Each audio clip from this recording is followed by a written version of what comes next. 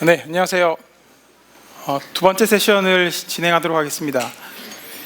네, 저는 AWS에서 솔루션스 아키텍트로 근무하고 있는 문종민입니다. 이번 세션은 그 엔터프라이즈 애플리케이션을 위한 효과적인 이벤트 프로세싱 전략이라는 제목으로 AWS의 서비스를 이용해서 어떻게 하면 그 메시지를 처리하는 이런 시스템들을 구축하기 위해서 AWS 서비스 어떤 것들을 사용할 수 있는지에 대해서 소개해드리는 시간이 되겠습니다. 진행 순서는 먼저 그 루즐리 커플드 시스템에 대해서 간략히 살펴보도록 하고요. 아마 많이들 잘 아실 것이기 때문에 간단하게 짚고 넘어가도록 하겠습니다. 그리고 이제 그 AWS에서 메시지 처리 서비스로 제공이 되는 것이 주로 SQS와 SNS, MQ, 키네시스 데이터 스트림즈라고 하는 크게 이제 4가지 정도의 서비스가 있겠습니다. 그래서 이 4가지 서비스의 특징에 대해서 살펴보고 근래에 출시된 새로운 기능들에 대해서 소개를 하는 시간을 갖도록 하겠습니다. 그리고 마지막으로 언제 어떤 서비스를 쓰는 것이 적합한지 그 판단을 할 수 있는 기준을 간단히 설명을 드리는 순서로 진행하겠습니다. 네, 먼저 루즐리 커플드 시스템입니다. 많이 알고 계시겠지만 다시 한 번 더 짚어보자면, 예를 들어서 이 클라이언트가 그 1번 시스템에 서버 1번으로 리퀘스트를 보내고요. 서버 1번은 서버 2번으로 다시 리퀘스트를 싱크 콜을 하고, 그리고 서버 2번이 애플리케이션 로직을 수행한 다음에 리스판스를 보내면 다시 나머지 애플리케이션 로직을 수행해서 리스판스를 주는 시스템이 있다고 가정해 보겠습니다. 흔히들 요즘 많이 하고 있는 그 마이크로 서비스 아키텍처나 또는 기존부터 종래에 많이 쓰고 있던 모놀리틱 방식에 관계없이 이러한 싱크 콜을 이용해서 시스템을 연계하는 방식은 되게 보편적으로 많이 쓰고 계실 텐데요. 이 경우에 이제 시스템 2번에 있는 서버 2가 장애가 발생하게 되면 전반적으로 이 전체 시스템이 서비스가 불가한 상태가 되게 됩니다. 이게 우리가 잘 알고 있는 시스템이 타이틀리 커플드 하다라고 이때 표현을 하게 되죠. 네, 그래서 한 시스템의 상태가 다른 시스템에 영향을 주지 않도록 만드는 것이 좋다라는 사항들은 다들 알고 계시기 때문에, 그러한 방법 중에 대표적으로 활용이 되는 방법이 중간에 이런 메시지나 이벤트 스토어를 두어서 일 처리를 하는데 필요한 메시지를 만들어서 여기에 넣어 놓으면 1번 서버의 작업은 끝이 나고 시스템 2에 있는 2번 서버가 필요한 시점에 메시지를 꺼내서 나머지 작업을 처리를 하도록 하는 이런 시스템으로 많이 변경을 하시긴 합니다. 그래서 이러한 이제 그 루즐리 커플드 시스템의 키 포인트는 이 시스템 간의 직접 통신을 분리하게 되는 것인데, 그 역할을 하는 것이 중간에 있는 이 메시지 스토어, 흔히 우리가 알고 있는 메시지 브로커 같은 시스템들이 하는 완충작용을 해주는 기능이라고 보시면 되겠습니다. 사실 이 기능은 모든 업무가 다 적합하다고 볼 수는 없습니다. 그래서 특정한 비즈니스 유스 케이스를 확인해 보시고 이 케이스가 맞을 경우에 이렇게 시스템을 변경하는 것이 올바른 방법이 되겠죠. 그래서 이번에 살펴볼 내용은 이렇게 루즐리 커플드 시스템을 구축한다라는 걸 전제로 했을 때 AWS에 어떤 서비스를 활용할 수 있는지에 대해서 살펴보는 시간이 되겠습니다. 루즐리 커플드 시스템을 구축을 하게 되면 방금 보신 바와 같이 중간에 그 메시지를 처리해주는 시스템이 완충작용을 하기 때문에 다른 시스템이 서로 영향을 덜 받게 됨으로써 스케일을 훨씬 쉽게 할 수 있고요. 한 시스템이 장애가 발생하더라도 메시지 스토어에 들어있는 메시지가 그대로 보존이 되고 있기 때문에 이 시스템이 장애가 복구가 되고 나면 사후에라도 메시지를 추가로 꺼내서 처리할 수가 있게 되죠. 그래서 폴트 톨러런트한 시스템을 구축하기가 쉽고요. 상호간의 그 시스템들의 디펜던시가 줄어드는 효과가 있습니다. 그래서 이러한 효과들이 있기 때문에 시스템을 구축할 때 좀 더 비즈니스를 혁신적으로 만들 수 있도록 이 시스템을 구축을 빨리 해 나갈 수 있다는 장점이 있겠습니다. 대표적인 메시지 처리 시스템은 다들 알고 계시다시피 큐 방식과 토픽 방식이 있습니다. 그래서 큐 방식의 경우에는 프로듀스가 메시지를 넣게 되면 컨슈머에서 메시지를 꺼내서 처리하는 구조로 돌아갑니다. 이때 여러 컨슈머를 둘 수가 있고요. 이 여러 컨슈머들이 메시지를 꺼내서 처리를 하게 되겠죠. 그런데 이제 하나의 메시지는 동일한 메시지가 여러 컨슈머로 전달이 되는 케이스는 발생하지 않도록 되어 있는 게 큐 방식입니다. 그래서 우리가 이 큐 방식을 포인트 투 포인트 방식이라고도 하죠. 네, 다음으로 이제 토픽입니다. 토픽은 이와 같이 이제 하나의 토픽을 서브스크라이브하는 여러 서브스크라이버들을 두고 퍼블리셔가 토픽에 메시지를 넣게 되면 동일한 메시지를 서브스크라이버가 다 받아서 로직을 처리하는 메커니즘을 갖고 있는 게 토픽입니다. 결국 이 어플리케이션들이 서로 다른 일을 해야 한다면 각기 어플리케이션 로직을 다르게 해서 하나의 메시지를 활용해서 각자 맡은 비즈니스 로직을 수행할 수 있도록 하는 구조이고, 이는 포인트 투 멀티 포인트 또는 브로드캐스트라고 부릅니다. AWS에서 지금 설명드렸던 이 토픽과 그다음에 큐에 대한 메커니즘을 처리할 수 있는 서비스에 대해서 살펴보도록 하겠습니다. 제가 이제 서두에서 설명드렸다시피 SQS와 SNS 그리고 아마존 MQ 그다음에 키네시스 데이터 스트림즈에 대해서 순서대로 살펴보도록 하겠습니다. 네, 먼저 아마존 SQS입니다. 네, 아마존 SQS는 그 마이크로 서비스 또는 분산 시스템과 서버리스 어플리케이션을 구축하기 위해서 완전 관리형 메시지 큐를 제공하는 서비스입니다. AWS에서 통상 완전 관리형이라고 할 때는 고객이 직접 서버를 EC2를 띄우고 EC2 위에 어플리케이션을 구성하고 그 위에 컨피그레이션을 구성하는 이런 작업을 할 필요 없이 일반적인 마우스 클릭 몇 번이나 CLI 명령어를 통해서 간단하게 필요한 리소스를 프로비저닝 하신 후에 즉시 서비스를 사용할 수 있는 이런 구조를 완전 관리형 서비스라고 부릅니다.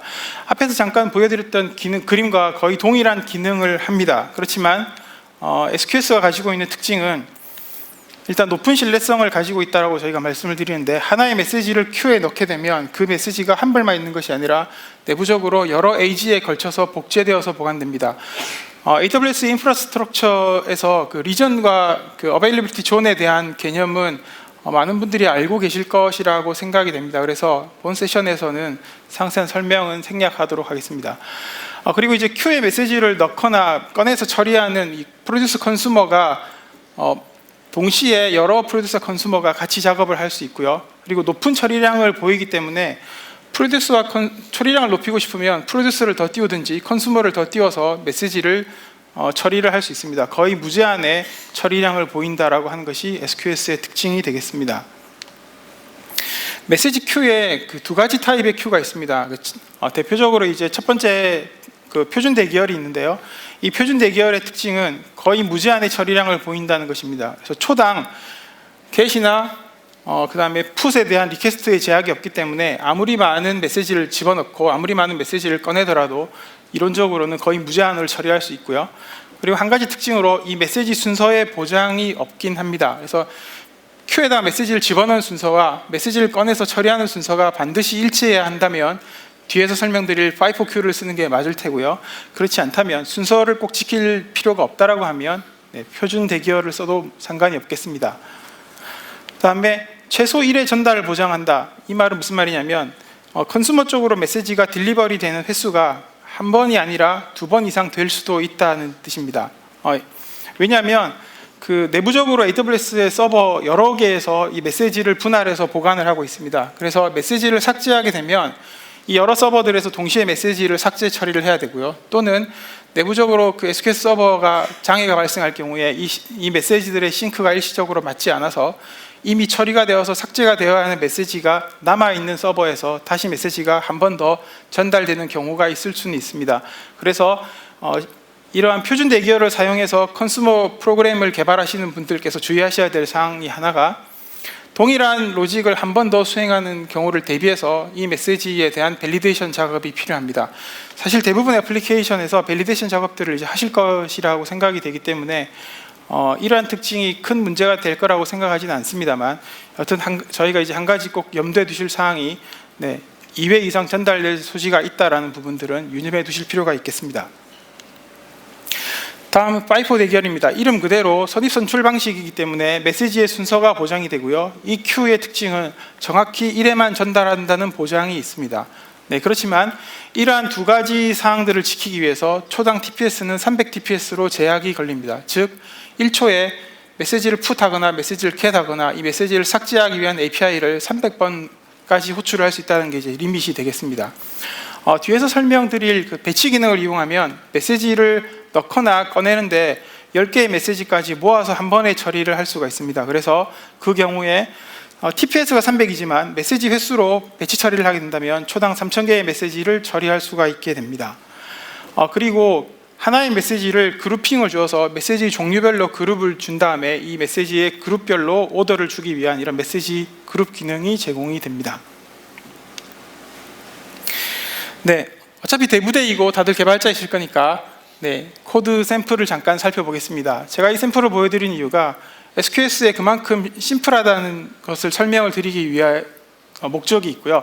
보시는 바와 같이 Q를 생성하게 되면 그 Q에 대한 엔드포인트가 HTTPS라고 하는 이 HTTP URL로 떨어지게 되고요. 그래서 메시지를 보내는 리퀘스트 객체를 생성하실 때 이 Q URL을 넣고 그 다음에 보내시고자 하는 메시지를 넣은 다음에 샌드 메시지 API를 호출하시면 메시지가 Q에 푸시 됩니다.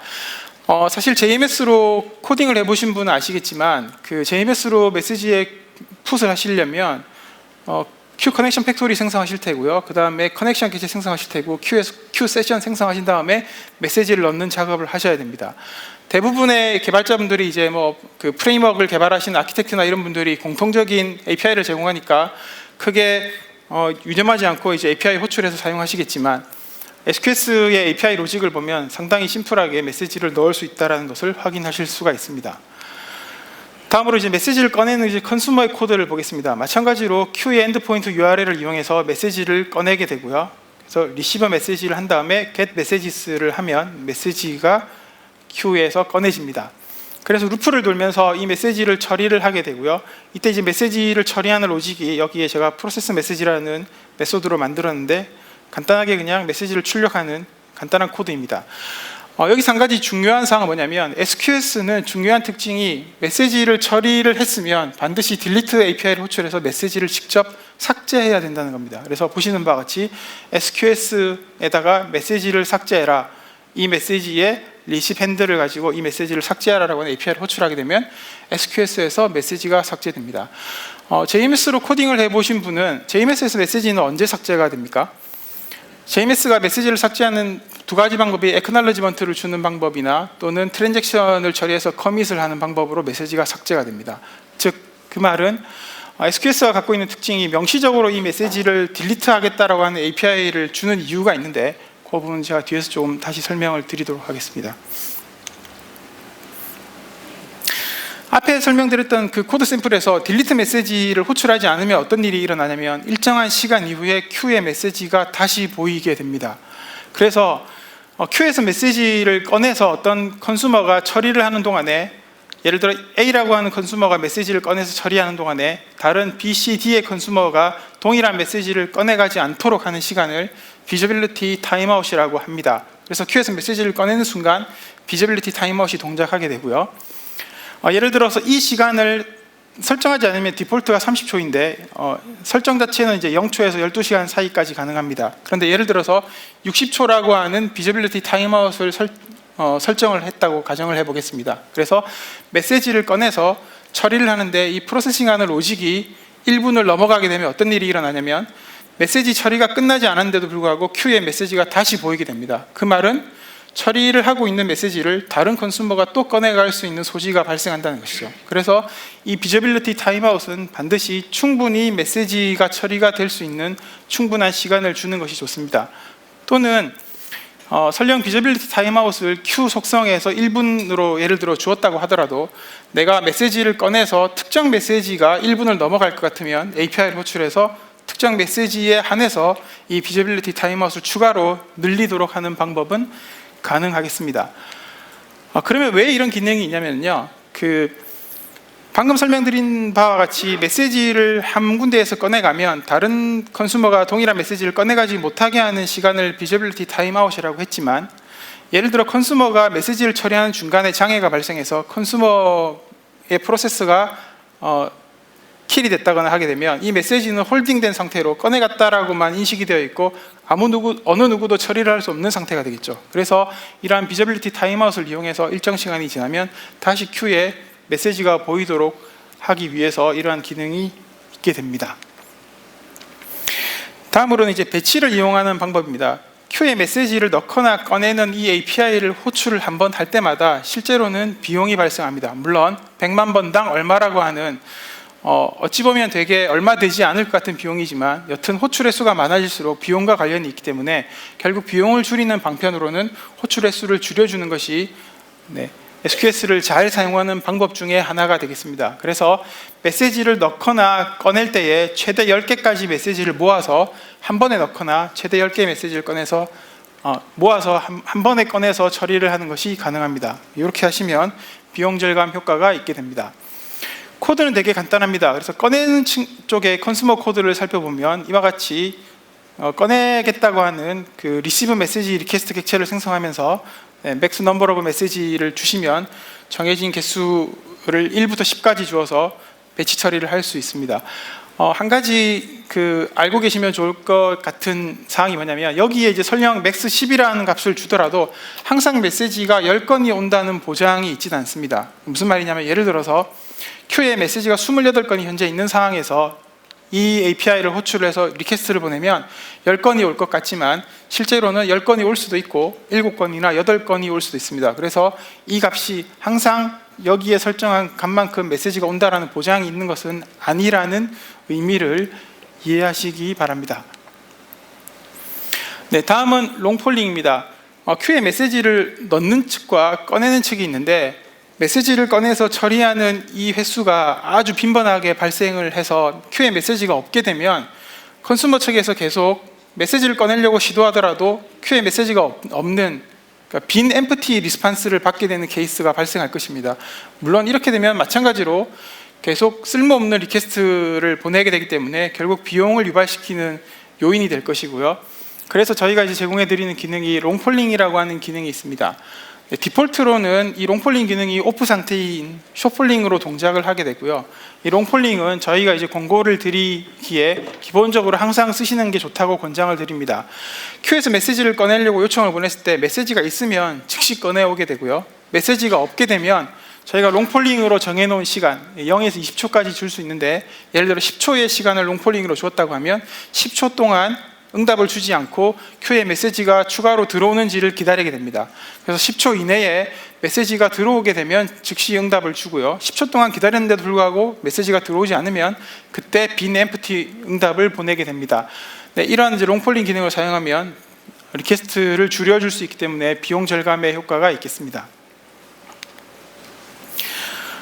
코드 샘플은 마찬가지로 되게 간단합니다. 그래서 이렇게 웨이트 타임 세컨즈를 주어서 롱폴링을 하실 수가 있습니다. 사실 롱폴링은 큐를 생성하는 시점에 이 롱폴링을 하실 수도 있습니다. 그래서 큐 속성으로 이제 롱폴링을 거실 수도 있고요. 또는 이 속성을 다시 변경해서 이제 롱폴링의 값을 바꿀 수도 있습니다.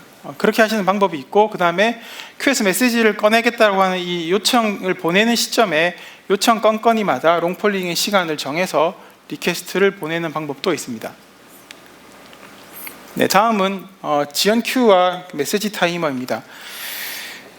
통상적으로 큐에 메시지를 집어넣는 순간 큐에서 그 메시지를 즉시 볼 수 있게 됩니다. 그 말은 컨슈머가 즉시 그 메시지를 꺼낼 수 있는 상태가 된다는 의미입니다. 예를 들어서 우리가 이제 흔히들 EAI 같은 거 많이 쓰실 테고요. 또는 이제 파일 전송도 많이 하실 텐데, 내가 특정한 서버로 파일을 보내고 그 파일을 보내는데 예를 들어 어느 정도의 시간이 걸린다고 하면 그 파일이 다 갔을 법한 시점쯤에 이제 큐에 메시지가 보이면 좋겠죠. 그래서 일정한 시간 동안 지연을 주는 기능이 지연 큐입니다.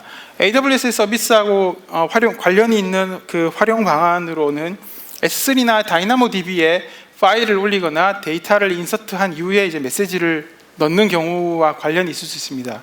아시는 분도 많이 계실 거라 생각되지만 S3나 다이나모DB 같은 경우에 이 컨시스턴시 모델이 이벤츄얼리 컨시스턴시 모델을 따른다는 건 아마 들어보셨을 것 같습니다. 그 말은 메시지를 집어넣는 측과 꺼내는 측이 집어넣고 즉시 다시 꺼내려고 시도했을 때 그 메시지를 일시적으로 보지 못하는 이런 타이밍상의 갭이 발생할 수가 있기 때문에 이런 eventually consistent 모델을 따르는 경우에 이런 지연 큐를 두어서 일정 시간이 지난 후에 큐에서 메시지가 보이도록 하는 방법을 쓰시면 효과적으로 큐에서 메시지를 꺼냈을 때 추가적으로 S3나 다이나모DB 또는 파일을 전송했을 경우에 파일이 있다는 보장을 좀 더 확실히 할 수가 있게 되겠습니다. 그래서 설정은 0초에서 900초 사이를 설정하실 수가 있고요.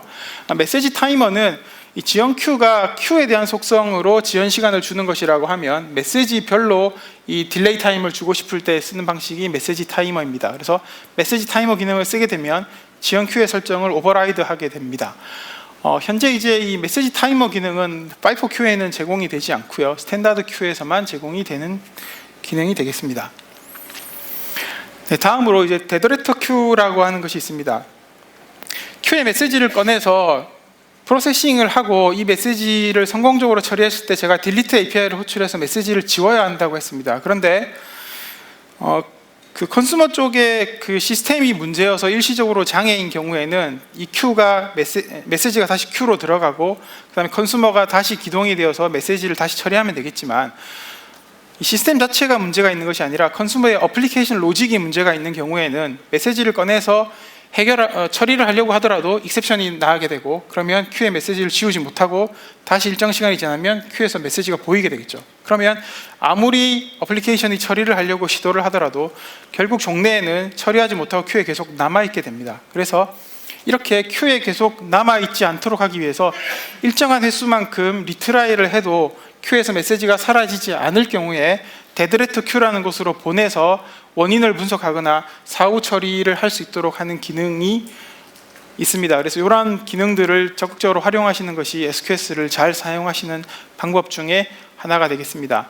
한 가지 이제 유념해 두실 사항은 이 전송 큐와 데드레터 큐는 같은 리전에 구성을 해야 하고요. 예를 들어 전송 큐를 스탠다드 큐로 만들었으면 데드레터 큐도 스탠다드 큐로 만들어야 하는 큐 타입을 동일하게 주어야 한다는 제약사항이 있겠습니다. 네, 다음으로 람다와 SQS를 같이 사용하는 방식에 대해서 잠깐 살펴보겠습니다. 요즘 많이 이제 서버리스에 대한 얘기들을 많이 하시기 때문에 람다 코딩을 해서 큐에서 그런 메시지를 꺼내서 처리를 해야겠다고 하면 람다로 하여금 큐에서 메시지를 꺼내서 처리하도록 뭔가 일을 시켜야 될 테고 그 트리거링을 걸기 위한 기존에 많이 쓰던 방식이 클라우드 와치를 통해서 스케줄을 거는 것이었습니다. 클라우드 와치의 스케줄링 최소 단위는 1분입니다. 저렇게 분보다 더 작은 스케줄을 걸 수는 없기 때문에 1분에 한 번을 람다를 호출하게 되면 이 람다가 큐에서 메시지를 꺼냅니다. 그래서 메시지 여러 건은 이제 배치 기능을 통해서 꺼낼 수가 있겠죠. 그래서 메시지를 꺼내게 되면 이 람다가 직접 일 처리를 하게 되면 어떻게 되겠습니까? 일 처리가 끝나고 나면 다시 큐에서 메시지를 꺼내야 되는데 그것은 너무 퍼포먼스가 떨어지는 일일 것이기 때문에 통상적으로 이 람다는 큐에서 메시지를 꺼내는 일만 하고 워커 람다로 다시 프로세싱을 하라고 하는 리퀘스트를 보냅니다. 싱크 방식이 아니라 어싱크 방식으로 보내서 이 람다는 계속 큐에서 메시지를 꺼내서 계속 던지기만 하는 거죠. 그래야만 처리량을 높일 수가 있을 테니까요. 그래서 열심히 루프를 돌면서 꺼내서 이제 넘긴 다음에 또 주기가 되면 호출을 하고 이런 방식으로 이제 동작을 했습니다. 이때 개발자분들이 어떻게 코딩을 해야 하냐면요. 이 람다에서 메시지를 꺼내는 로직을 코딩하셔야 되고요. 그 다음에 일을 하는 쪽은 워커 람다에 있으니까 여기에서 프로세싱을 한 다음에 메시지를 삭제하는 로직을 여기에서 코딩을 했어야 합니다. 그런데 이제 올해 6월 달에 나온 새로운 기능이 SQS가 람다의 트리거링으로 동작할 수 있도록 하는 기능이 새로 출시되었습니다. 엄밀하게 얘기하면 SQS가 람다를 호출해 준다기보다 람다가 폴링을 해서 SQS에서 메시지를 꺼내는 식으로 동작하게 되고요. 기본적으로 롱 폴링으로 동작합니다. 그런데 이 방법이 갖고 있는 장점은 개발자분들이 메시지를 꺼내는 API를 쓰거나 처리가 끝나면 메시지를 삭제하는 API를 쓰실 필요가 없다는 겁니다. 그래서 설정한 배치 사이즈만큼 메시지를 가지고 와서 여기에서는 프로세싱 작업만 직접 코딩하시면 됩니다. 그래서 루프를 돌면서 이 메시지를 처리하는 로직만 구현하시면 로직이 다 처리가 되고 나면 자동으로 큐에서 메시지가 사라집니다. 그리고 SQS에 메시지가 유입되는 속도가 빨라서 메시지가 계속 들어오게 되면 자동으로 감지해서 이 람다가 오토 스케일이 돼서 늘어나게 됩니다. 그래서 스케일 아웃해서 처리량을 늘려주고 여기 큐의 메시지가 줄어들게 되면 이 람다도 줄어드는 이런 탄력적인 운영을 수행하게 됩니다. 한 가지 이 방식을 쓰실 때 주의하실 사항은 배치로 메시지를 가지고 와서 루프를 돌면서 이제 처리를 하게 되면 람다에 대해서 익스큐션 타임 리밋이 있다는 거 혹시 알고 계시죠? 네. 람다의 그 익스큐션 타임의 리밋이 최대 몇 분입니까? 네.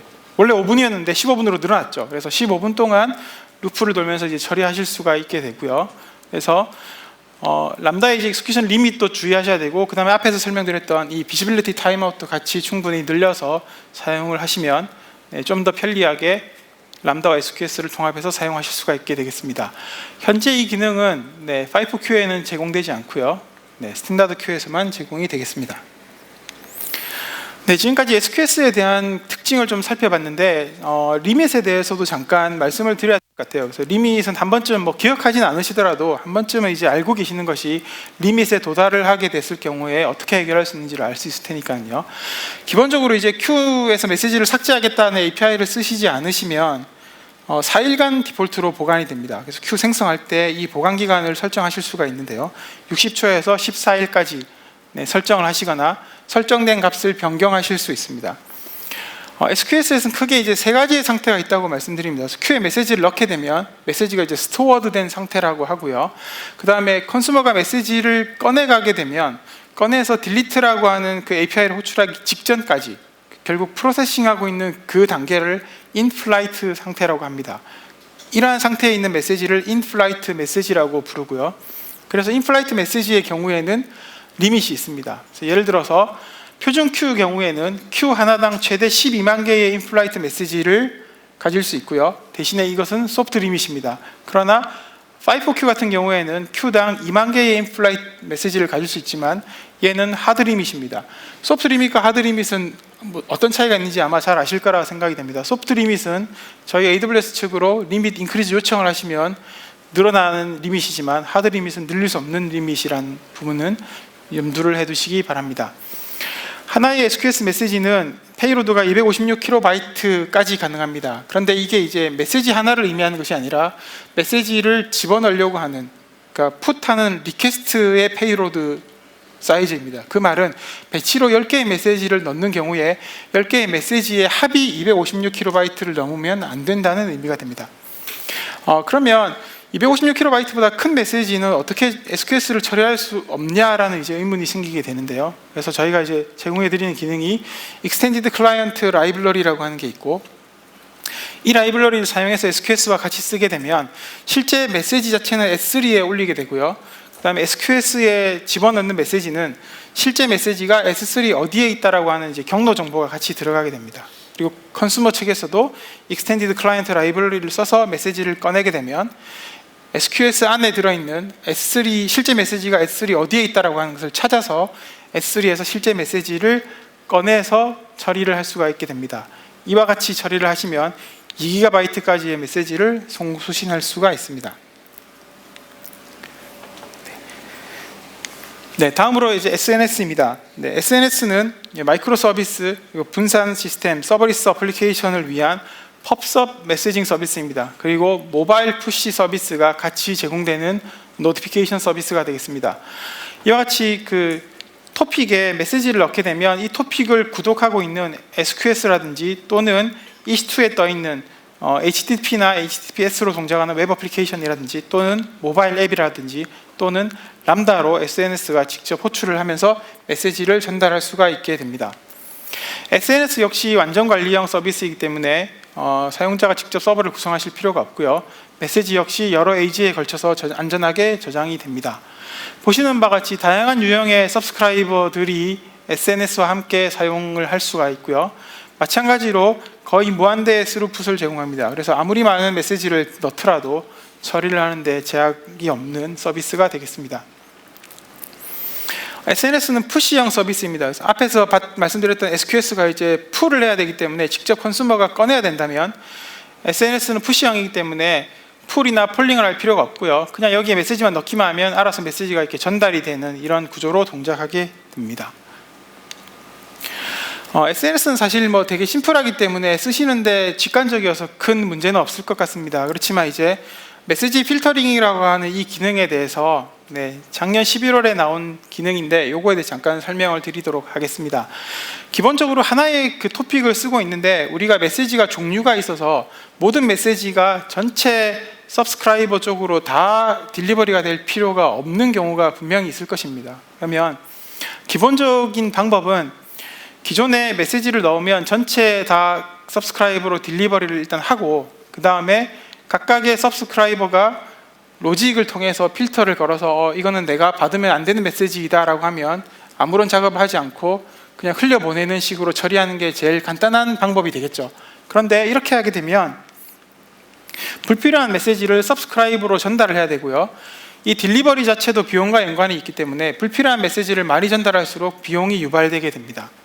자, 그러면 이제 조금 더 머리를 써서 어떻게 하면 그러면은 이 메시지를 잘 분류할 수 있을까라고 생각해 보시면 메시지 종류별로 토픽을 만드는 것이죠. 그래서 예를 들어 1번 유형의 메시지는 1번 토픽으로 보내고 2번 유형의 메시지는 2번 토픽으로 보냅니다. 그리고 각각의 토픽마다 이렇게 서브스크라이브를 하면 원하는 대로 라우팅을 할 수가 있게 됩니다. 그런데 비즈니스 로직이라는 것이 비즈니스를 운영하면 계속 복잡해질 테고, 그래서 이제 이 메시지의 종류를 필터링해야 되는 케이스가 많아지게 될 수 있겠죠. 그러면 그럴 때마다 토픽을 계속 늘리고 서브스크라이브를 붙이는 이 작업들을 해야 합니다. 상당히 이제 불편하겠죠. 그래서 이제 나온 기능이 그 어트리뷰트 기반의 필터링 기능입니다. 작년 11월경에 출시된 기능이고요. 각각의 서브스크라이버에 그 팔러시를 적용해서 내가 어떤 룰에 해당하는 메시지만 받겠다라고 하는 이런 정책을 걸어주게 되고요. 그 다음에 메시지를 퍼블리시하는 측에서 그러한 어트리뷰트의 키 값과 밸류 값을 붙여서 메시지를 넣게 되면 SNS에서 여기서 정한 팔러시와 부합하는 어트리뷰트를 가진 메시지만 딜리버리를 하는 방식이 어트리뷰터 베이스드 필터링 기법입니다. 좀 더 자세히 설명을 드리면 제가 대부대 2018이라고 하는 SNS 토픽을 하나 생성했습니다. 그래서 이 토픽에 아래 보시는 바와 같이 Q 3개를 만들었습니다. 그래서 SQS 3개를 만들었고요. 첫 번째 Q를 선택을 하고 그래서 필터 팔러시를 걸겠다라고 설정을 했습니다. 그래서 다음 보시는 화면에 이와 같이 잘 안 보이실 것 같아 제가 좀 크게 적었는데 이와 같이 키 이름은 제가 임의로 MSG 타입이라고 하고요. 그 다음에 밸류 값이 에라 언더바 1, 2, 3 이 세 가지 케이스에 해당하면 나는 1번 Q로 메시지를 딜리버리 해줘 라고 하는 룰을 정했습니다. 2번, 3번 Q에도 마찬가지로 이런 룰을 정할 수가 있겠죠. 그래서 이런 룰은 이와 같이 심플한 어트리뷰트 하나만 주실 수도 있고요. 또는 여러 개의 어트리뷰트를 넣어서 예를 들어 여기가 다른 이제 키 이름을 넣을 수가 있겠죠. 그래서 쭉 여러 개의 이름을 넣어서 엔드 조건으로 하실 수도 있고요. 또는 이런 문자일이 아니라 숫자가 매치가 되도록 해서 어떤 값보다 값이 크냐 작냐라고 하는 이런 여러 가지 룰을 복합적으로 걸어서 적용하실 수 있습니다. 그래서 이렇게 이제 그 어트리뷰트 필터링 설정을 서브스크라이브에 하셨으면 SNS에 메시지를 넣으시는 객체를 생성하실 때 이 퍼블리시 리퀘스트를 만드시면서 이와 같이 어트리뷰트를 주시면 됩니다. MSG 언더바 타입이라고 하는 키를 쓰기로 했으니까 그때의 밸류는 문자열 타입이고 에라 언더바 1이다 라고 이렇게 하고 메시지를 퍼블리시를 하게 되면 SNS에서 저 메시지를 1번 Q로 보내게 되겠습니다.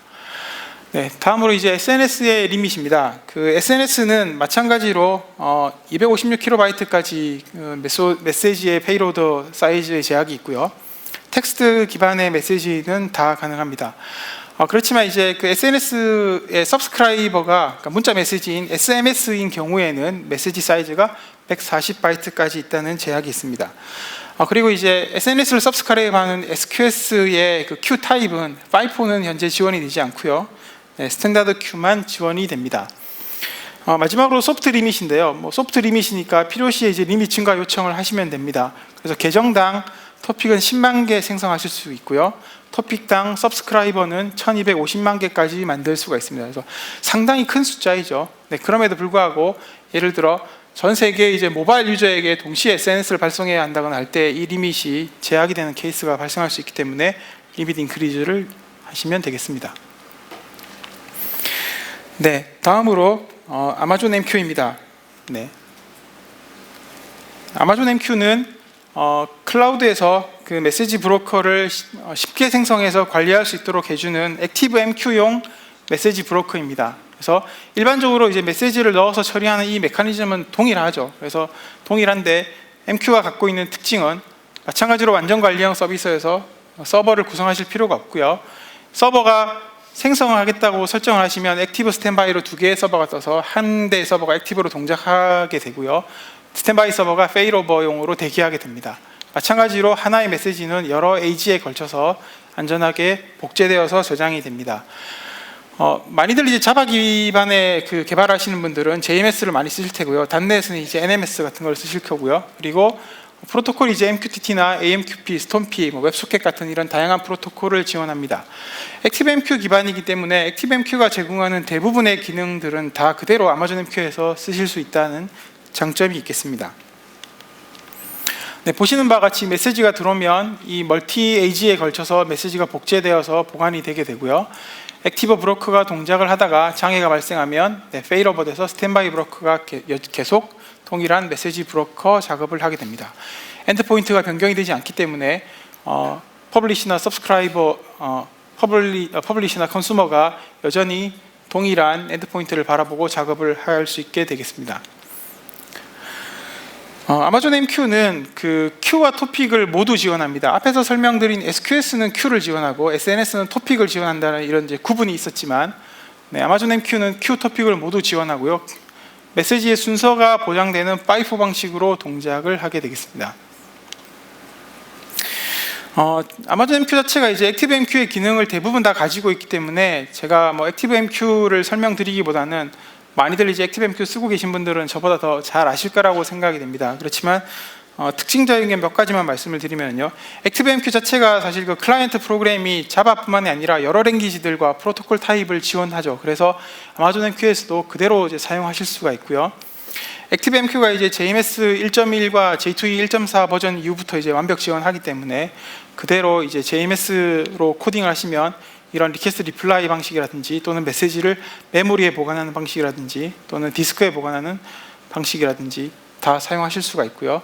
그리고 이제 이기종 데이터베이스와 Q 간의 이 메시지를 정합성을 맞추어서 이런 분산 트랜잭션 처리를 해야 되는 경우에 이런 투페이스 커밋을 지원하는 XA 기능이 지원이 됩니다. 앞에서 설명드렸던 SQS와 동일하게 이런 메시지 재전달이라든지 이제 데드레터 큐가 지원이 되니까 이런 기능들도 이제 똑같이 사용하실 수가 있고요. 저희가 이제 설명드릴 때 그 아마존 MQ는 사실 액티브 MQ의 관리형 서비스이기 때문에 액티브 MQ를 기존에 쓰고 계신다고 하면 어플리케이션의 코드 수정이 거의 없이, 그러니까 엔드포인트에 대한 그 엔드포인트 경로만 달라지겠죠. 그 정도만 수정하시면 클라우드로 쉽게 마이그레이션을 할 수 있는 서비스가 되겠습니다. 한 가지 그 아마존 MQ를 사용해서 온프레미스와 연동하는 그 방법에 대해서 잠깐 살펴보도록 하겠습니다. 클라우드에 이제 아마존 MQ를 구축을 하게 되고요. 그래서 온프레미스 서버들이 만약에 여러 개가 있다고 할 때 그 서버들이 이 메시지를 이제 아마존 MQ에 퍼블리시를 해야 되면 직접 아마존 MQ로 이제 메시지를 이렇게 넣으실 수가 있겠죠. 근데 그렇지만 그 대부분의 이제 기업이나 이런 데 보면 그 보안상의 이유나 관리적인 이유로 온프레미스에 있는 여러 서버들이 직접 클라우드를 바라보게 하는 것들을 되게 이제 선호하지 않으시게 됩니다. 그래서 이런 온프레미스 상의 연계를 위한 책임을 지는 서버를 보통 구성을 하시기를 원하고요. 그 서버를 이용해서 이제 통신을 해야 됩니다. 이 경우에 이제 그 온프레미스에다가 아마존 액티브 MQ를 하나 띄우시고요. 클라우드에다가 아마존 MQ를 띄우신 다음에 이 두 개의 서버를 연결 구성을 합니다. 그래서 네트워크 오브 브로커라고 하는 기능을 이용해서 연결을 하게 되면 온프레미스 상에 있는 여러 서버들은 마치 온프레미스에 있는 이 액티브 MQ로 메시지를 퍼블리시 하듯이 하시게 되면 이 온프레미스에 있는 액티브 MQ가 다시 클라우드에 있는 아마존 MQ로 메시지를 딜리버리해서 메시지가 결국에 클라우드까지 전달되도록 이렇게 연계 방식을 사용하실 수가 있습니다. 이러한 메커니즘을 이용하게 되면 온프레미스의 여러 서버들은 클라우드에 신경 쓸 필요 없이 온프레미스 상의 브로커만 보고 작업을 하게 되면 클라우드와 연계하는 효과를 가지고 가실 수가 있겠습니다. 네, 마지막으로 키네시스 데이터 스트림즈입니다. 네, 키네시스 데이터 스트림즈는 대규모의 실시간 데이터 처리를 위한 스트리밍 데이터 수집 서비스입니다. 그림이 잘 보이실지 모르겠는데요. 예. 가운데 보이시는 이 키네시스 스트림을 하나를 들여다보시면 안에 내부적으로 이렇게 이제 여러 개의 샤드로 구성이 되어 있고요.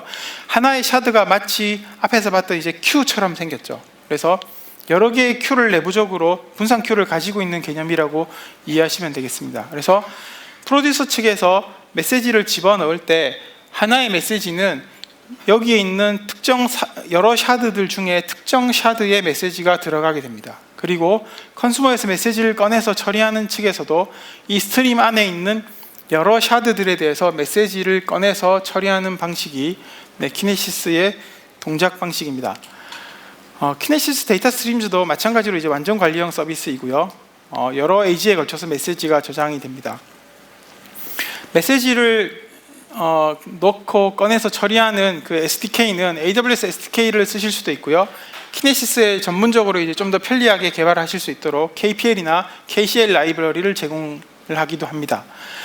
제가 앞에서 보였던 그 그림에 그 샤드가 키네시스의 이 데이터 처리량을 결정짓는 중요한 요소입니다. 그래서 스루풋을 높이시고 싶으시면 스트림 안에 들어있는 이 샤드 수를 늘려서 스루풋을 높이실 수가 있습니다.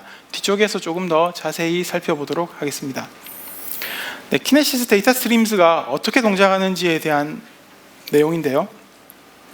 네, 보시면 이와 같이 이제 하나의 스트림 안에 여러 개의 이제 샤드를 구성을 했습니다. 스트림을 생성하실 때 샤드를 나는 100개를 띄우겠다, 샤드를 4개로 만들겠다 이렇게 판단하셔서 생성을 하시면 그 개수만큼 이제 샤드가 있을 테고요.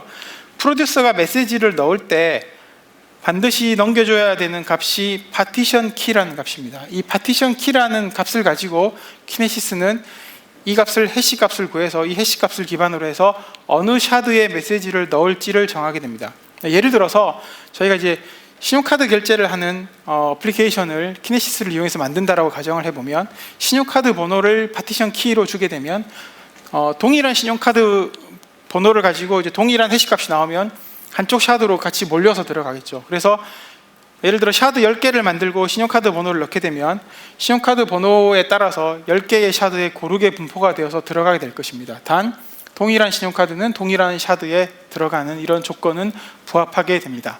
자, 그러면 지금 여기 보시는 우측에 이제 컨슈머를 보실 때 어플리케이션이 이제 2개가 있는데 신용카드 처리를 하기 위해서 2개의 어플리케이션이 있다고 가정해 보겠습니다. 첫 번째가 실제 정보를 이용해서 신용카드 결제를 처리하는 어플리케이션이 있고요. 두 번째가 결제가 끝난 메시지를 다시 꺼내서 이 메시지가 이상이 없이 잘 처리가 되었는지를 밸리데이션하는 어플리케이션 2개가 있다고 가정해 보겠습니다.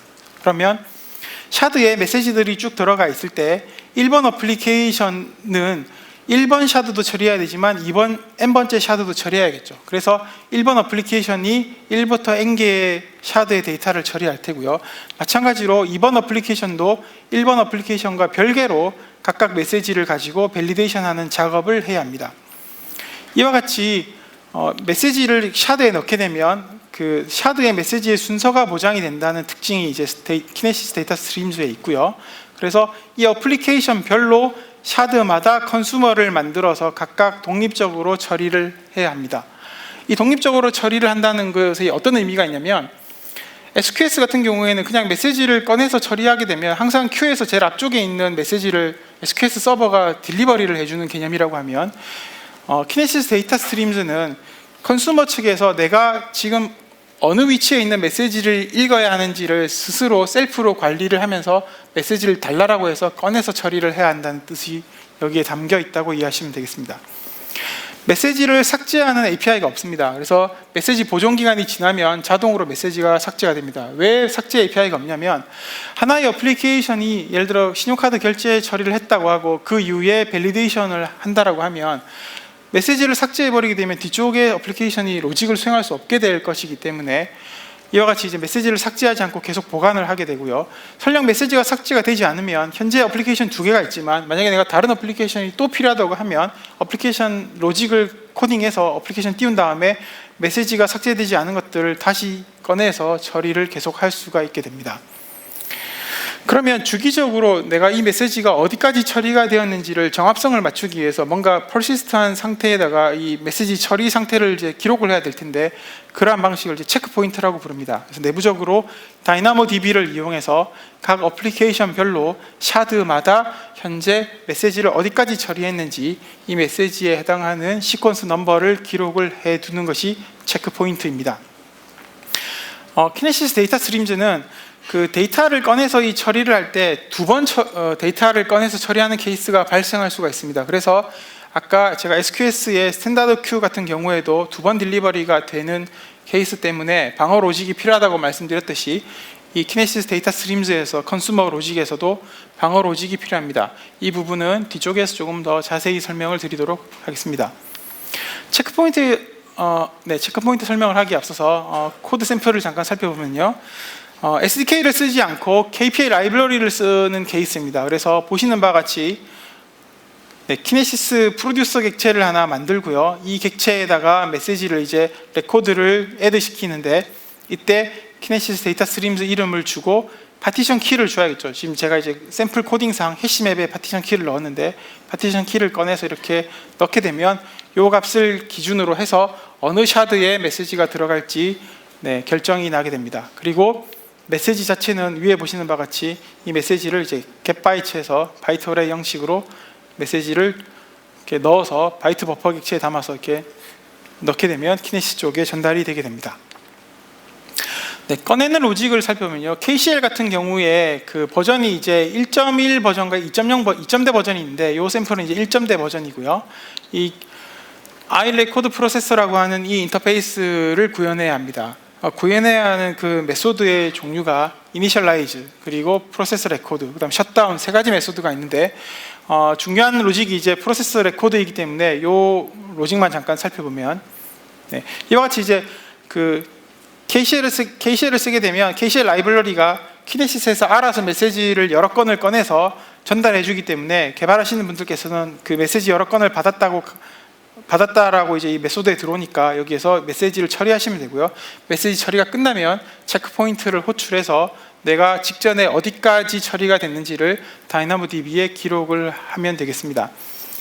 하나 이제 그 주의하실 사항은, 이 클래스가 생성하는 객체는 보시면, 지금 소스를 보시면 키네시스 샤드 id라고 하는 값이 있다는 걸로 봐서 이 객체가 담당하는 역할은 특정 샤드에 대한 데이터를 꺼내는 거라는 걸 아실 수 있으시겠죠. 그래서 여기에 들어오는 이 레코드의 리스트는 특정 샤드에서 꺼낸 레코드 멀티건이 담겨 있다라고 보시면 되겠습니다. 그 말은 내가 4개의 샤드가 있다고 하면 이와 같은 프로세서가 4개가 떠서 각각의 샤드마다 로직을 수행하는 역할을 담당하게 됩니다.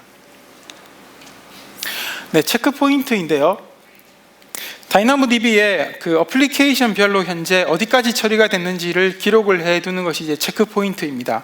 그래서 제가 아까 신용카드 처리를 하는 어플리케이션이 있고 밸리데이션 하는 어플리케이션 2개가 있다라고 가정했을 때, 여기 이제 어플리케이션 이름을 제가 그냥 임의로 이렇게 정해놨는데요, 이게 이제 신용카드 처리를 하는 어플리케이션이라고 가정을 해보면, 샤드가 4개가 있다고 할 때 각각의 샤드마다 현재 어디까지 메시지를 처리했는지 이 메시지의 시퀀스 번호를 중간중간에 기록을 합니다.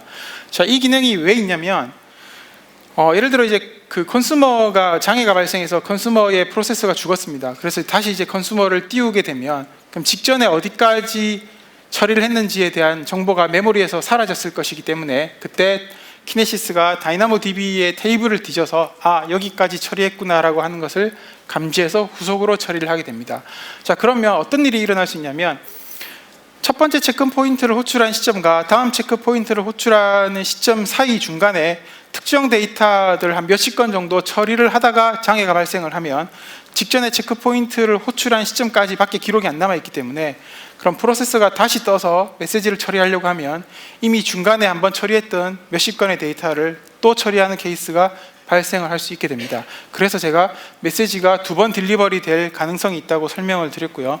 이러한 이유로 인해서 컨슈머 어플리케이션 로직을 개발하실 때 방어 로직을 꼭 넣어주시는 것이 중요하겠습니다. 키네시스 라이브러리의 이제 컨슈머 개수를 조정하는 방법입니다. 처음에 이제 EC2 하나를 띄워서 이 샤드 4개가 있는 키네시스 데이터 스트림즈를 처리를 할 때, 이 컨슈머가 이제 기동이 되게 되면 어떤 수로 동작을 하냐면요, 처음에 키네시스 데이터 스트림즈에게 물어봅니다. 지금 샤드가 몇 개 있냐? 샤드 리스트를 달라. 그럼 4개가 있다고 이제 알려주겠죠. 그러면 여기에서 각 샤드마다 샤드 컨슈머라고 하는 객체를 내부적으로 만들고요, 이 샤드 컨슈머가 각각의 샤드에서 데이터를 가지고 와서 앞에서 지금 보여드렸던 iRecord 프로세서라고 하는 그 구현체를 스레드를 호출해서 일을 시킵니다. 그리고 중간중간에 JDK의 자바의 그 컨커런트 패키지에 있는 퓨처라고 하는 객체를 이용해서 이 작업이 끝났는지 안 끝났는지 확인하고, 끝났으면 다시 샤드에서 메시지를 꺼내서 또 다시 일을 시키는 메커니즘으로 동작을 하게 됩니다. 그런데 EC2 인스턴스를 하나 더 띄우게 되면요, 현재 이제 4개의 샤드를 한 서버가 처리하던 것이 중간에 서버가 뜨면서 내부적으로 로드 밸런싱을 하기 시작합니다. 첫 번째 서버가 2개의 샤드를 책임지고, 두 번째 서버가 3번, 4번 샤드를 처리하게 됩니다. 이렇게 함으로써 별도의 설정 없이 처리량을 증대시킬 수가 있습니다. 그런데 이제 한 가지 주의하실 사항이 뭐냐면요. 예를 들어 샤드가 4개가 있는데 이 EC2를 4개를 띄우면 어떻게 되겠습니까? 첫 번째 서버가 1번 샤드, 네 번째 서버가 4번 샤드를 책임을 지게 되겠죠. 그런데 그 다음부터 EC2를 더 띄우게 되면 어떤 일이 일어나냐면 나머지 서버들은 일을 하는 효과가 없게 됩니다. 그래서 서버를 띄우실 때 이 샤드의 개수보다 더 많은 컨슈머를 띄우는 것은 사실 의미가 없다고 보시면 되겠습니다. 네, 마지막으로 이제 그 리샤딩입니다. 리샤딩은 제가 이제 이 샤드마다 그 스루풋의 그 리밋이 있기 때문에 예를 들어 그 스루풋을 좀 더 높이고 싶으면 샤드를 조절하지 않고 스루풋을 높이는 것은 한계가 있습니다. 제가 앞에서 설명드렸듯이 EC2를 아무리 많이 띄워봐야 샤드 개수보다 더 많이 띄우는 것은 의미가 없다고 말씀을 드렸죠. 그래서 이 샤드를 분할을 해서 스루풋을 더 늘리실 수가 있습니다. 그래서 예를 들어서 4번 샤드를 분할을 하게 되면 해서 4-1, 4-2라고 하는 이런 두 개의 샤드를 만들게 되면 샤드 개수가 늘어났기 때문에 메시지를 집어넣는 쪽의 스루풋도 늘어나게 되고요. 이 메시지를 꺼내는 쪽의 스루풋도 늘어나게 됩니다. 뒤쪽에 샤드별로 그 스루풋 리밋에 대해서는 다시 설명을 드리도록 하겠습니다. 네, 키네시스 데이터 스트림즈의 리밋입니다. 그래서 메시지는 기본적으로 삭제할 수 없고 24시간 동안 보관을 할 수 있고요. 설정으로 최대 7일까지 보관 가능합니다. 스트림과 샤드의 이제 제한을 보면 스트림당 샤드 수는 제한이 없고요. 그리고 계정당 스트림 수도 제한이 없습니다. 즉 많은 샤드를 결국 만들어서 사용할 수가 있죠. 그렇지만 한 가지 특이한 소프트 리밋이 있는데 리전당 샤드의 개수 제한이 있습니다. 서울 리전 같은 경우에 200개의 리밋 제한이 있고요. 이건 이제 소프트 리밋이기 때문에 필요하시면 한도 증가 요청을 하셔서 리밋을 늘려서 사용하시면 되겠습니다. 샤드가 가지고 있는 그 리밋은 초당 1000개의 메시지를 쓰실 수가 있고요. 이때 그 초당 1MB까지 메시지를 넣을 수 있습니다. 이게 왜 중요하냐면 처음에 이제 키네시스 데이터 스트림즈를 쓰겠다고 마음을 먹으셨을 때 그럼 초기에 샤드 몇 개를 만드는 게 좋은지를 판단할 때 이 데이터를 기반으로 한번 계산을 하실 필요가 있습니다. 예를 들어서 우리는 평균 메시지가 한 10KB 정도 한다라고 하면 이 로직에 의하면 초당 1MB에 도달하려면 100개의 메시지가 모이면 거의 1메가가 될 테니까 결국 우리의 메시지 평균 사이즈로 보면 초당 100개밖에 못 넣게 되는 상황이 발생할 테고요. 샤드 하나로. 근데 우리는 초당 예를 들어 2000개의 데이터를 받아야 된다라고 하면 샤드를 20개 정도는 만드는 것이 초기에 적절하다라고 하는 것을 판단하실 수가 있겠죠. 그래서 그렇게 만드신 다음에 운영하시면서 필요하시면 샤드를 분할해서 더 늘리시면 되겠습니다.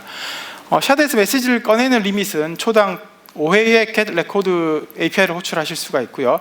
한번 호출하실 때마다 최대 10,000개의 레코드를 읽거나 또는 최대 10메가의 데이터를 가져올 수 있습니다. 그렇지만 이 메시지를 읽었을 때 이만큼의 10메가의 데이터를 조회했더라도 전달하는 리밋이 있기 때문에 초당 2MB까지 전달이 되기 때문에 10메가의 데이터를 읽게 되면 5초 동안 컨슈머 쪽으로 메시지들이 전달이 되게 됩니다. 하나의 레코드는 베이직 숫자 인코딩하기 전에 1MB까지 가능하겠습니다. 네, 어떤 서비스가 사용하기 적합한지에 대해서 살펴보도록 하겠습니다. 그래서 우선 이제 SQS와 SNS인데요. 이 부분은 되게 직관적일 것이기 때문에 간단합니다. 그래서 아시다시피 SQS는 풀형 큐 서비스이고 SNS는 푸시형 토픽 서비스죠. 그래서 내가 토픽을 쓸 것이냐, 큐를 쓸 것이냐, 푸시를 쓸 것이냐, 풀을 쓸 것이냐를 기준으로 판단하시면 되겠고요. 다음으로 이제 SQS와 MQ입니다. SQS는 저희가 사실 AWS가 만든 서비스 중에 가장 오래된 서비스입니다. 그만큼 이제 역사가 깊은 서비스인데 저희가 이제 권고를 드릴 때 클라우드상에서 신규 어플리케이션을 개발하실 때에는 SQS를 쓰시기를 권장을 드리고요. 왜냐하면 그만큼 이제 심플한 API를 제공하고 있기 때문에 SQS 쓰시기를 우선 고려를 드립니다. 그렇지만 온프레미스에서 이미 RabbitMQ나 ActiveMQ를 이용해서 어플리케이션을 운영하고 계시다고 하면 이를 SQS로 마이그레이션 하는 작업들은 되게 번거로운 작업이 될 겁니다. 소스를 변경하실 이런 여러 작업들이 필요하기 때문에 그래서 마이그레이션 목적이라고 하면 아마존 MQ를 우선적으로 고려하시는 것이 좋겠다라는 말씀을 드립니다. 다음으로 이제 키네시스 데이터 스트림즈와 SQS입니다.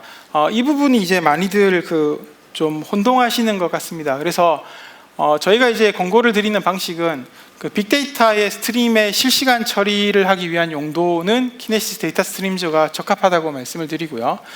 메시지를 분산 시스템 간에 전달을 하기 위한 연계의 목적이면 SQS를 쓰시는 것이 좋다라고 권고를 드립니다. 그래서 리얼타임으로 로그를 수집하거나 또는 모바일이나 이 사용자의 클릭 스트림을 통해서 이 사용자가 어떤 일을 하고 있는지를 빠르게 수집해서 분석하고 싶으시면 키네시스 데이터 스트림즈를 사용하시는 것이 좋고요. 네. 그리고 이제 앞에서 설명드렸다시피 키네시스 데이터 스트림즈가 마치 그 펍섭 구조인 것처럼 동작을 하지만 이 메시지가 삭제가 되지 않고 다른 어플리케이션이 다시 그 메시지를 꺼내서 두 번째 어플리케이션 로직을 수행할 수 있기 때문에 데이터를 한 곳에 모아놓고 이 데이터를 다른 곳으로 전달하지 않고 여러 어플리케이션들이 로직을 수행하고 싶으시면 키네시스 데이터 스트림즈를 사용하시는 것이 좋습니다.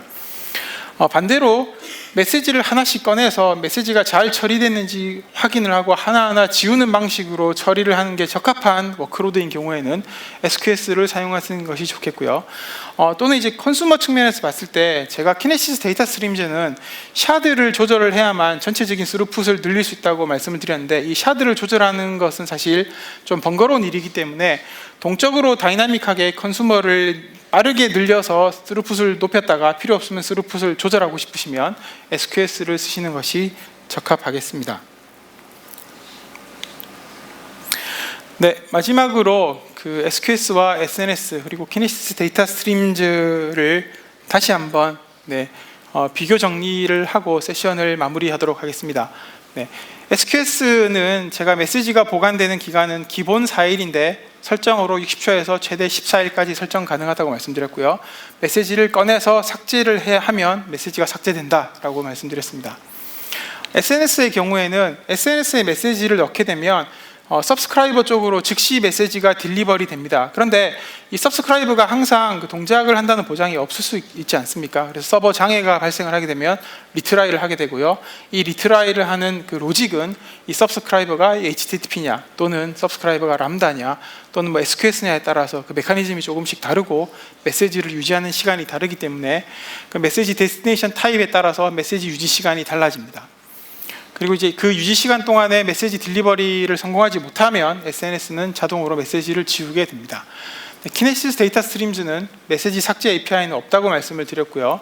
기본적으로 24시간에서 최대 7일간 메시지를 보관을 할 수가 있습니다. 메시지 순서 측면에서 보시면 표준 큐는 메시지 순서를 지키진 않지만 메시지 순서를 지키려고 하는 저희가 이제 베스트 에포트라고 표현을 하는데 이런 메커니즘으로 동작을 하고요. FIFO-Q는 메시지 순서를 보장합니다.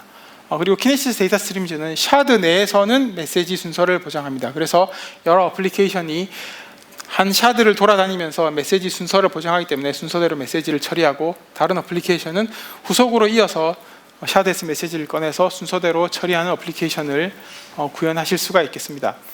메시지 전달 측면에서 보면 Q에 메시지를 넣게 되면 여러 컨슈머가 메시지를 꺼내서 처리하게 되고요. 이때 하나의 메시지는 여러 컨슈머에게 동시에 전달되는 케이스는 없다라고 제가 말씀을 드렸습니다. 토픽은 하나의 메시지가 여러 서브스크라이버에게 전달되어서 각각의 서브스크라이버가 어플리케이션 로직을 처리하는 방식으로 수행됩니다. 네, 샤드는 여러 어플리케이션이 각 어플리케이션별로 컨슈머를 샤드별로 만들어서 처리를 한다라고 제가 설명을 드렸습니다. 스케일링 측면에서 보면 SQS와 SNS는 완전 관리형 서비스임과 동시에 탄력적으로 아무리 많은 메시지를 넣더라도 처리할 수 있도록 거의 무한의 이제 스루풋을 제공을 하고요. 키네시스 데이터 스트림즈는 그 한계가 샤드별로 결정이 되기 때문에 스루풋은 결국 이 샤드를 얼마나 많이 만드느냐에 따라서 좌우가 됩니다. 그래서 필요하시면 리샤딩을 하실 필요가 있겠습니다. 이 샤드의 개수가 사실 비용하고도 관련이 있기 때문에요. 그래서 샤드를 미리 충분히 많이 만들어 놨는데 사실 필요 없으면 또 줄이는 것이 비용을 절감시키는 방법이기도 하겠습니다. 다음에 메시지가 어디에 있는지 그 메시지의 위치를 지정해서 특정 메시지를 꺼낼 수 있는 기능은 SQS와 SNS에는 없고요.